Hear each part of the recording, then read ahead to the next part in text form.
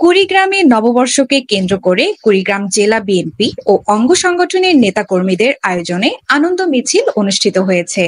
ঢাকঢোল পিটিয়ে বর্ণিল সাজে উৎসব মুখর পরিবেশে উদযাপিত হয় বাংলা নববর্ষ ১৪৩২। হাজার বছরের বাঙালির ইতিহাস ও ঐতিহ্যের প্রতীক এই পহেলা বৈশাখকে আনন্দ উৎসবে মুখরিত করতে কেউ সেজেছেন কৃষকের পোশাকে, কেউ বা ধানের শীষ হাতে রাস্তায় ঘুরে নববর্ষকে জানাচ্ছেন অভ্যর্থনা।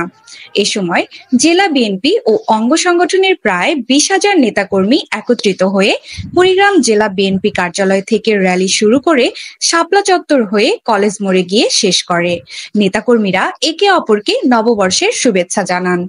এ বিষয়ে কুড়িগ্রাম জেলা ছাত্র দলের সভাপতি আমিনুল ইহসান গ্রিন বার্তা 24-কে বলেন, পৃথিবীতে গুটি কয়েক জাতির নিজস্ব বর্ষপঞ্জিকা রয়েছে।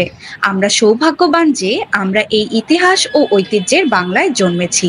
বাংলাদেশ দীর্ঘজীবী হোক, নতুন বছর নতুন বাংলাদেশ গড়ুক এবং সবার মাঝে আনন্দ ছড়িয়ে দিক। ডেস্ক রিপোর্ট, গ্রিন বার্তা 24।